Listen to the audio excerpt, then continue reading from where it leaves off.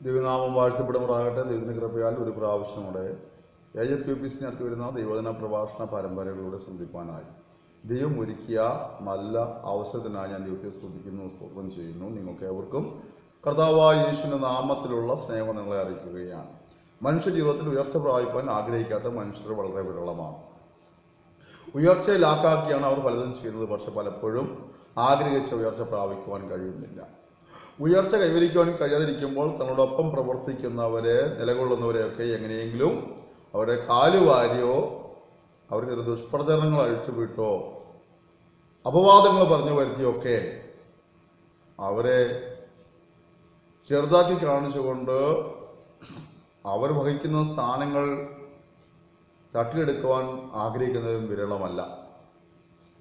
ആത്മീയ ലോകത്തും ഈ പ്രവണതയ്ക്ക് വലിയ മാറ്റമൊന്നുമില്ല.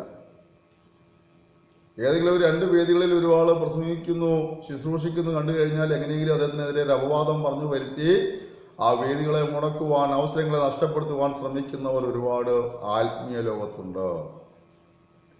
അതിലൊരു മനുഷ്യന്റെ പ്രത്യേക പദവിയിൽ എത്തിച്ചേർന്ന് കാണുമ്പോൾ അതിൻ്റെ ഉയർച്ചയിൽ അഭിമാനിക്കാതെ ആ ഉയർച്ചയിൽ വിരൽ കൊണ്ടുകൊണ്ട് അദ്ദേഹത്തെ താഴെ ഇറക്കുവാൻ ശ്രമിക്കുന്ന ആത്മീയരും ഇല്ലാതില്ല.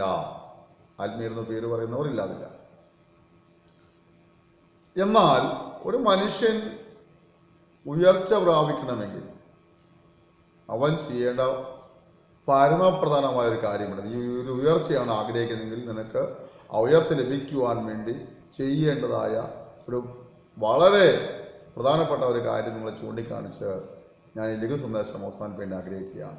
ഉയർച്ചയാണ് ലാക്കാക്കുന്നതെങ്കിൽ ചെയ്യേണ്ടതായ കാര്യം ഇത്.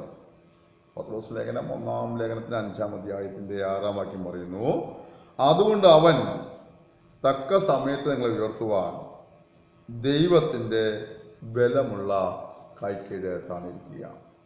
നീ ഒരു ഉയർച്ചയാണ് ആഗ്രഹിക്കുന്നതെങ്കിൽ, ഒരു ഉന്നമനമാണ് പ്രതീക്ഷിക്കുന്നതെങ്കിൽ, ഒരു വളർച്ചയാണ് പ്രതീക്ഷിക്കുന്നതെങ്കിൽ ചെയ്യേണ്ടതായ ഉത്തരവാദിത്വം എന്നുള്ളത് ദൈവത്തിൻ്റെ കൈക്കീഴ് താണിരിക്കുക എന്നുള്ളതാണ്.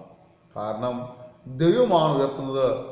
മാനുഷികമായി പിടിച്ചുപറിച്ചൊന്നും ശാശ്വതമായി അനുഭവിക്കുവാൻ കഴിയില്ല. എന്നാൽ ദൈവത്താൽ സ്ഥാപിതമാകുന്ന അധികാരങ്ങളും ദൈവത്താൽ സ്ഥാപിതമാകുന്ന സ്ഥാനങ്ങളും ദൈവത്താൽ ലഭിക്കുന്ന മാന്യതകളും അത് തട്ടിക്കളയുവാൻ ഒരു വ്യക്തിയും കഴിയില്ല. അപ്പോൾ നീ നിന്റെ ശ്രമങ്ങൾ ഉപയോഗിച്ച്, തന്ത്രങ്ങൾ ഉപയോഗിച്ച് നേടിയെടുക്കുന്നതിനൊന്നും അധികം ആയുസ് ഉണ്ടായിരിക്കുകയില്ല.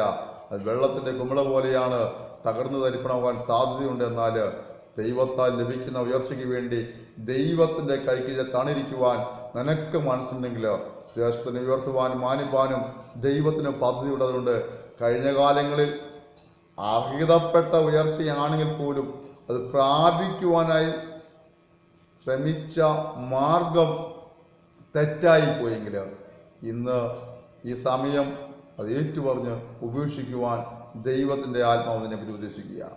ഒരുപക്ഷെ നിനക്ക് ലഭിക്കേണ്ട ഉയർച്ച ലഭിക്കാതെ പലരും നിനക്ക് ശത്രുവായിക്കൊണ്ട് ആ ഉയർച്ചയെ തടുക്കുന്നവരായിട്ടുണ്ടെങ്കിൽ രാശിപ്പെട്ടു പോകേണ്ട ആവശ്യമില്ല. ദൈവത്തിൻ്റെ വിഷയം പരിമേൽപ്പിച്ച് കൊടുക്കുക. അവൻ്റെ കൈക്കീഴെ താണിരിക്കുക. ദൈവിക സമയമാകുമ്പോൾ അവൻ നിന്നെ ഉയർത്തി ദേശത്ത് മാനിക്കുമെന്ന് ദൈവത്തിൻ്റെ ആത്മാവ് ഈ നിമിഷം ദൂത് കൈമാറുകയാണ്. അതുകൊണ്ട് അവൻ നിങ്ങളെ തക്ക സമയത്ത് ഉയർത്തിടനെ. അവൻ്റെ ബലമുള്ള കൈക്കീഴെ താണിരിക്കാം. നിശ്ചയമായും ദൈവത്താൽ ഒരു മാന്യതയും ഉയർച്ചയും നിനക്കുണ്ടാകും. അതിനെ ശക്തീകരിക്കട്ടെ പറഞ്ഞുകൊണ്ട് എൻ്റെ വിവരങ്ങളാൽ ദൈവം നമ്മെ അനുഗ്രഹിക്കുമാറാകട്ടെ.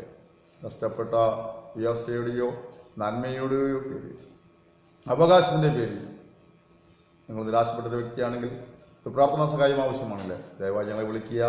ഞങ്ങളുടെ ഫോൺ നമ്പർ 94 46 620 645 94 46 620 645.